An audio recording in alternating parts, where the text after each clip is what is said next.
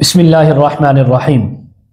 آج ہم انشاءاللہ آپ کے سامنے بہترین روزہ کے متعلق وہ مسائل جن سے روزہ ٹوٹتا نہیں ہے لیکن مکروہ ہو جاتا ہے، آج ان مسائل کے بارے میں ہم بات کریں گے، ڈسکس کریں گے، تو توجہ سے آپ سنیں تاکہ کوئی آپ کو اس جیسا کوئی مسئلہ پیش آئے تو آپ کے علم میں ہونا چاہیے کہ مجھے اب کیا کرنا ہے۔ تو پہلی چیز کیا ہے؟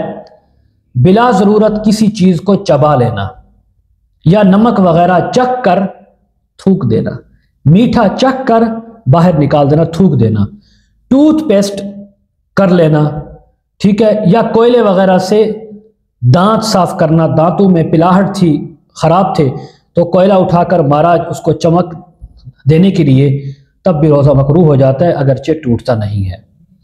دوسری چیز، سارا دن یعنی صبح کے وقت ہم بستری کی تھی یا غسل واجب ہو گیا تھا کسی بھی وجہ سے، احتلام کی وجہ سے، سارا دن بے غسلہ رہا، جنابت میں رہا، غسل نہیں کیا، تو اس سے بھی روزہ مکروہ ہوتا ہے، پاک رہنا چاہیے، یہ بات ذہن میں رکھیں۔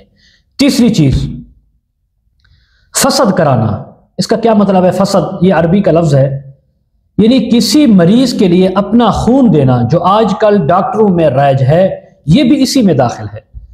اب دیکھیں، یہ ہے تو عطیہ، صدقہ بھی، صدقہ جاریہ ہے، کسی کو آپ نے خون دیا مریض کو، لیکن روزے کی حالت میں نہ دیں کیونکہ روزہ مکروہ ہوتا ہے۔ اگر کسی نے دے دیا روزہ نہیں ٹوٹے گا انشاءاللہ، اللہ تعالیٰ اس کا اجر اس کو عطا فرمائیں گے۔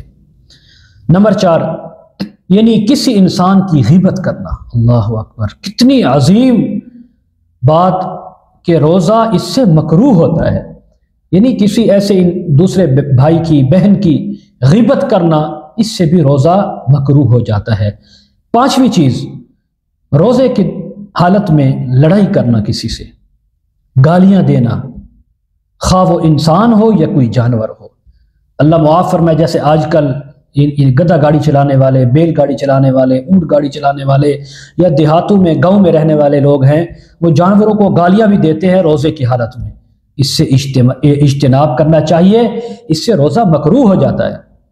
روزہ اس سے ٹوٹتا تو نہیں ہے لیکن مکروہ ہو گیا تو روزے کا وہ مزہ، وہ چاہت، وہ جو اس کے اندر مٹھاس ہوتی ہے وہ ختم ہو جاتی ہے۔ تو اس لیے ان تمام چیزوں سے بھی بچنا چاہیے جن سے روزہ مکروہ ہو جاتا ہے۔